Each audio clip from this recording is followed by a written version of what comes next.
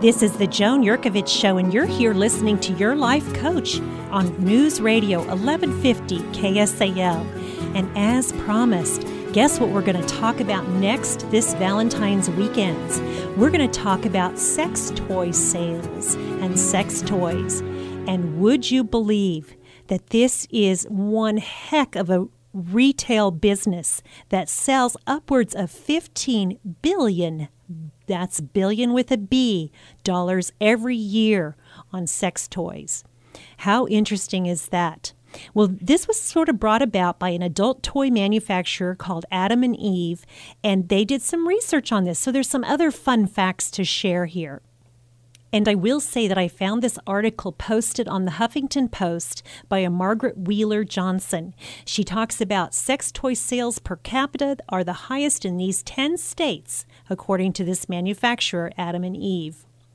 Well, would you be surprised if I told you where those were? This is not what you might expect. It's not going to be those states that you'd think of as having the really liberal attitudes towards sex, let's say, like New York or California.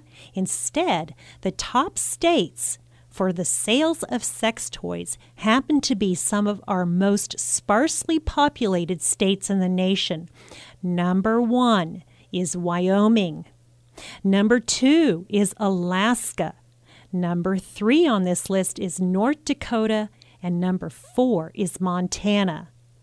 Now, someone would say, of course, you go to any one of those states, what the heck is there to do there anyway? What is there for fun and entertainment? Well, I guess there's lots of sex toys. Come on. But one other thing to think about with that is maybe those places are one of those societies where it's colder outside, so they're indoors a lot more. Maybe they have a little more leisure time. Now, that's just kind of my unscientific thinking brain saying those might be some reasons why they sell more sex toys than any other states.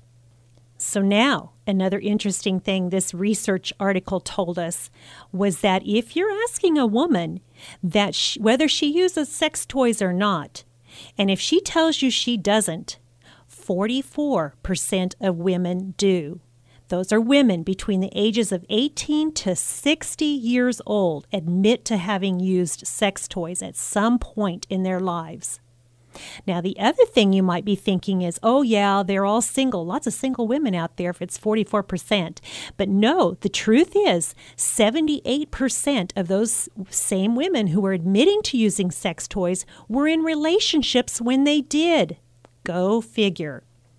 Well, the research is telling us that yes, those single career women do also use their sex toys, but they are not the only ones. In fact, twice as many married women buy sex toys as single women.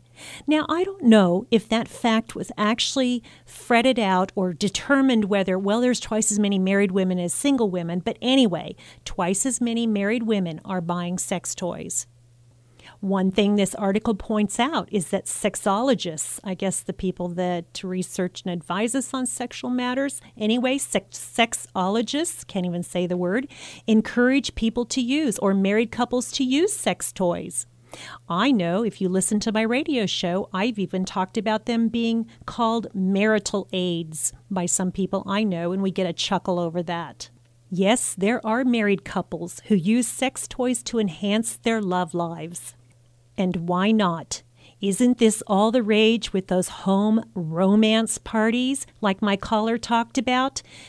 These are all the reasons that the sex toy industry earns up to $15 billion each year. Now, another little treat I left for you was on KSAL.com, where I wrote a blog about the new movie coming out on 50 Shades of Grey. This from the books that have been called Mommy Porn and Smut. But I, for one, plan to be in the theaters to see who shows up this Valentine's weekend for the movie 50 Shades of Grey. And I guarantee you, I'm not going for my own personal pleasure. I call it research. Ha ha. Join me next week, Saturday morning at 6 a.m., Sundays at 8 p.m. for the Joan Jerkovich Show, coming to you right here from News Radio 1150 KSAL.